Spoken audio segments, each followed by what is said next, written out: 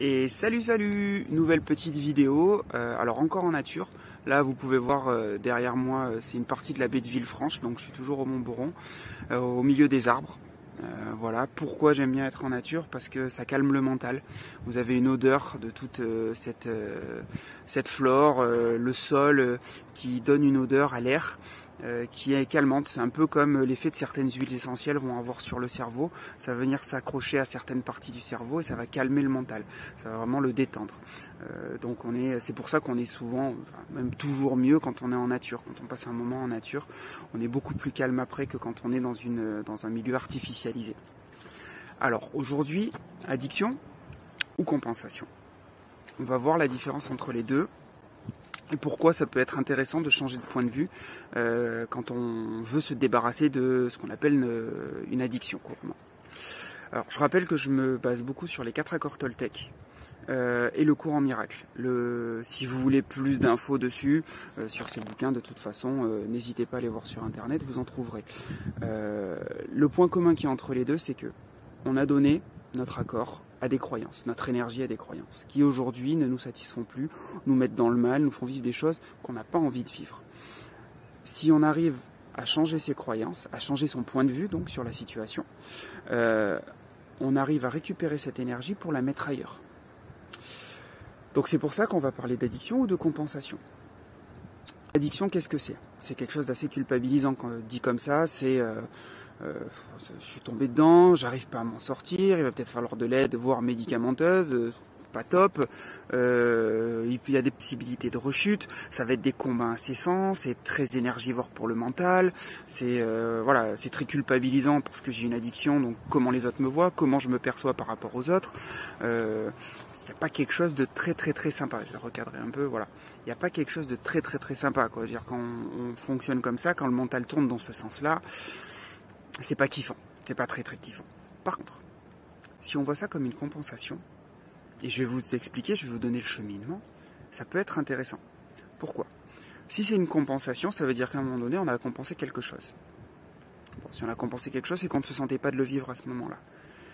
Et qu'on a pris l'habitude de ne pas vivre cette émotion, cette situation, de façon la plus saine possible.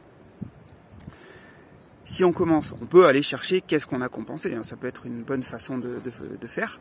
Par contre, si on commence à chaque fois qu'il y a cette envie de compenser qui revient, à se dire non, je vais décaler, je vais attendre un peu, voir ce qui vient, déjà voir si vraiment j'en avais besoin ou si c'était juste une habitude qui est venue.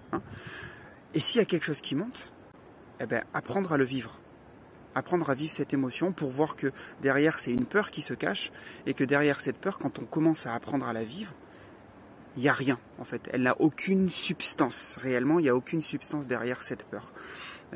Donc, soit on peut le voir comme une addiction, où ça va être un combat compliqué, qu'on n'est pas sûr de gagner, donc ça va être un combat déjà, soit on voit ça comme une compensation, donc c'est quelque chose qu'on n'a juste pas accepté à un moment donné, mais qui est là pour nous donner une information que c'était difficile à vivre à ce moment-là, mais peut-être qu'aujourd'hui ça l'est plus. Et apprendre à se refamiliariser pour vivre.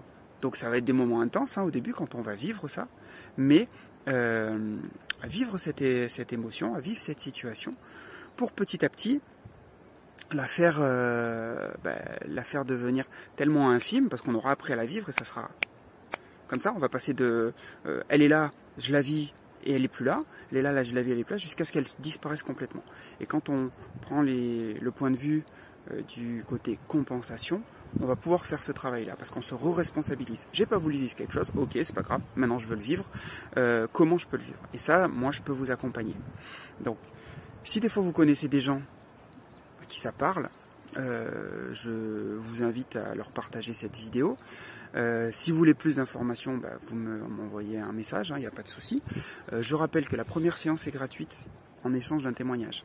Et que si vous me conseillez auprès de personnes qui viennent me voir de votre part, vous avez 5 € cumulatifs par personne qui viennent. C'est-à-dire que si vous m'avez conseillé à 4 personnes et 4 personnes viennent me voir, votre prochaine séance, en tout cas voilà, entre 2 séances, s'il y a 4 personnes qui viennent me voir entre 2 de vos séances, votre prochaine séance, vous aurez 20 € de moins à payer.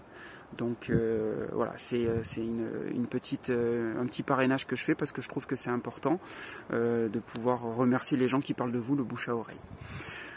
Voilà pour cette vidéo compensation ou addiction. Dites-moi si ça vous parle et je vous dis à très bientôt. Bonne journée.